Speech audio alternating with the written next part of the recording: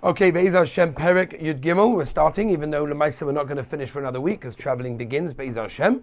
So maybe I'll get to meet some of the people that are listening to the share. That's also nice, by the way, to meet the people that are listening. It's Geshmak. Al-Kabonim Perek Yud Gimel, Rabbi Sai. Heilige Perek Yud Gimel. This is very, very important. We are just off Perek Yud Beis, which of course, now that we know clearly, hopefully, that a Beinani, welcome to a new member, Baruch Hashem, Shakli Shleimala, a Beinani, now that we know, is someone that never did an Aveira and never will do an Aveira in his life. However, he's not been matzliach to Mishana, to change the inner core of himself. That's a tzaddik, right? That's a bit yet. But he can. Shkoyach. Now, if that's the case, he's constantly being schlepped in two directions, right? Because he's got Azoi and Azoi. He's being schlepped from the right, from the left, right? He always makes the right decision, but he's always being schlepped. Let's go. Ubazeh Yuvan Loshen Maimer Rabbeinu Zal. By the way, in Perek Yud Gimel, we're going to start answering some of the kashas from Perek Aleph. If you still remember what those are, I'll point them out to you. You'd be waiting in suspense all the way until Perek Yud Gimel. Not all of them, just some of them. Here we go. Ubazeh Yuvan. Now we understand Loshen Maimer Rabbeinu Zal. This, of course, is brought down in the beginning of Tanya, Perek Aleph. Beinanim ze v'ze shoifton. Okay? Beinim, both are being sort of, I don't want to translate that, are being shoifton, right? Are being dominated or being ruled by two forces. Perish, Yetzer Tov Yetzer Hara. Dichsib, the pasuk says, Ki yamali min evyoin l'sheir mishofte nafshe. V'loy omu ze v'ze moishlim chas v'shalom.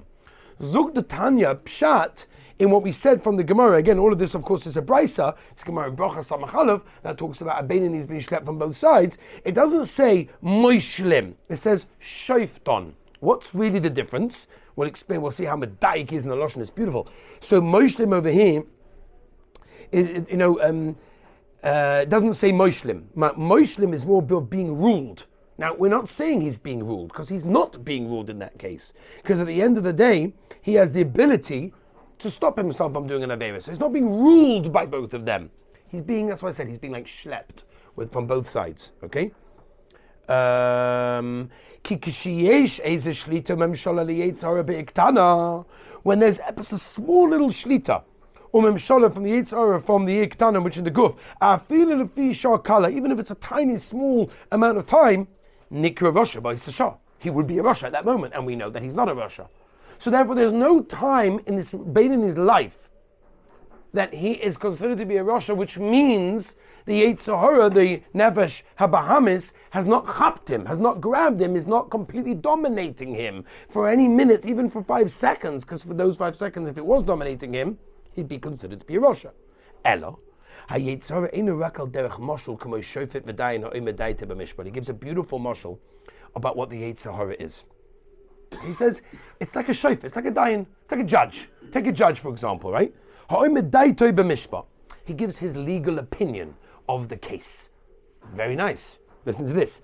But the Maisa, even this judge gives his opinion, his legal opinion of what the case should be.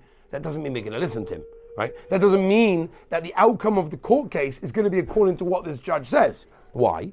Because you're not alone. You're not the only one here. There's another judge. There's another dayan. He's arguing with you. We now have to make a psak between both of them. And the halacha will obviously follow the one who decides, which we'll get to, or what that is. That means what we're saying in the Yetzer Hara, in a case of a Beinani, is like a single judge. He's giving advice. I think you should do this right now. You should look at that right now. You should say that right now. He's giving advice. Very nice. Thank you for your advice, Mr. Judge. But you're not alone over here. Because at the end of the day, there's another judge. And that's the Yetzer Tov, who says, don't do that. Don't do that. It's not a good idea. You've got to do the right thing. So now we've got two views over here, right? We've got two views over here. So we need a third judge. We need a third judge to come in and ask him what to do. Okay? So too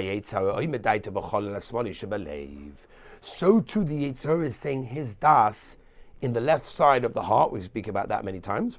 And from that heart, so now as the taiva reaches the moich, it reaches the head, which is the place, as we know, of the nefesh elokis. So the leiv, as we spoke about many times, is the things that you desire, the nice geschmacka things that you want. That thought starts in the heart and then goes up to the brain. The brain is the mokum of the nefesh elokis, correct? Umiyad, as soon as it reaches there, oh, the second judge comes along and says, you're not doing that. Shua nefesh elokis, shebamoyach, hamispah shebacholei emoni, shebaleiv, mokum mishkan yitzetoiv, right? So just like we said, the marshal is that if you have a two machlokes between two judges, we need a third judge to come in and paskin.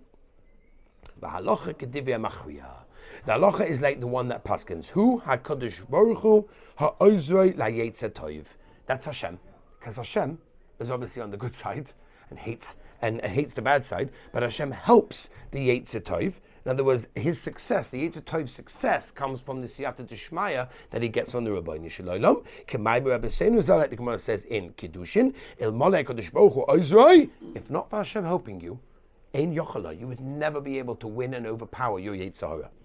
Now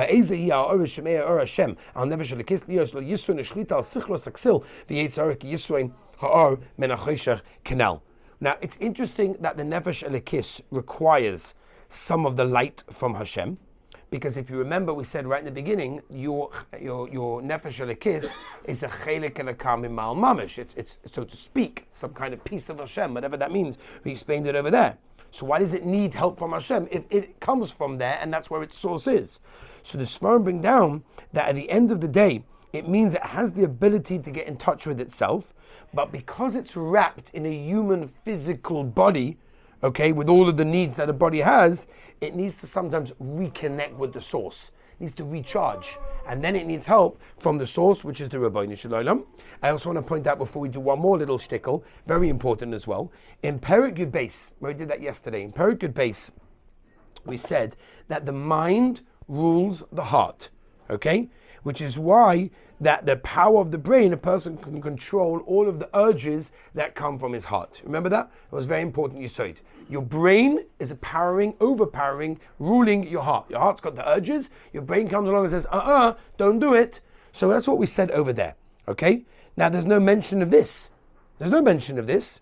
It's, what do you mean? What's going on over here? Here we're saying all of a sudden that it needs help from Hashem, it needs siyata d'shmaya. What do you mean? In previous Perek Base, we said that your mind is ruling over your heart. What help does it need? All of a sudden now we're saying it needs help? So the might say like this. The brain only has the ability to rule over the heart if there's a single-minded devotion to something. Then, if the heart wants something else, the brain will automatically win because it only has a one direction. But if the brain itself is like, I'm not sure, the brain itself is torn, right? Then it means that the brain itself cannot win over the heart. Okay, so in Perek Yud Beis, what we were talking about in Perek Yud Beis was the brain was completely devoted to one thing, and that was to win over the Yetzer Hara. Over here, we're talking about the Beinani outside Tefillah. He's not davening. He's not saying Krishma. He's not involved in Avas Hashem and Shema Yisrael Hashem and Agenu Hashem Echad. It's outside Tefillah, which means at that moment over here, it's not 100% devoted to winning, which is why you need help from the outside to be able to win over the Yetzer Hara. One last paragraph and then we finish for now. Since at the end of the day, the bad that we know is inside him, which causes him to have all the urges and pleasures that he wants from this world. We explained this previously. It doesn't become nullified. It doesn't become pushed away from its place. Right?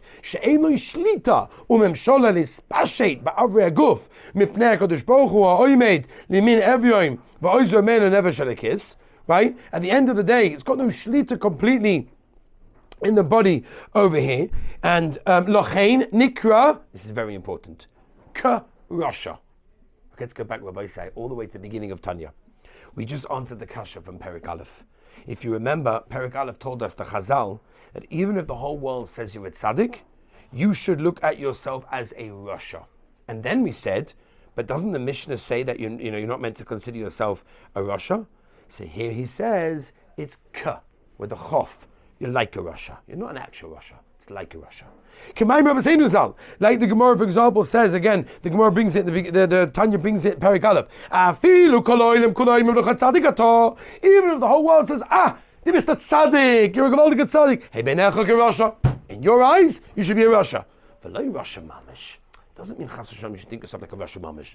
Ela sheyachzik atzmai lebeinani, avalam lebeinani. V'loi lahamen oilam she'oimim shuvah shabai. Nit batal legabei atoiv shumadregas atzadik. Don't believe the world that they're telling you that your evil has become bottled, dissolved, flipped, changed, right? Legabei the toiv, because that's a madregas tzaddik. And the result is, if you know that, you're going to lower your guard. And we don't want you to lower your guard. It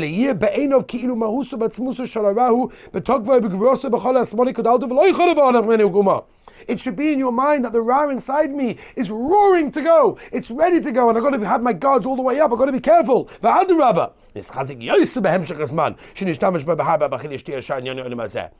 means the nefesh bahamis of him is like a muscle. The more you move it and flex it, the bigger it gets. Which means that person has to always be, and that's what Chazal are telling us at the beginning of Tanya. Look at yourself like a Rasha, not a Rasha, but don't think you're a tzaddik. Because a tzaddik means he's flipped the Ra to be toiv, and he has not done that. He's still got that fight. It's still in a fight inside him. So look at yourself like a Rasha, so your guard is always up, and you're ready to fight the Yetzer Hara, which of course you need help from Hashem, as we've spoken about.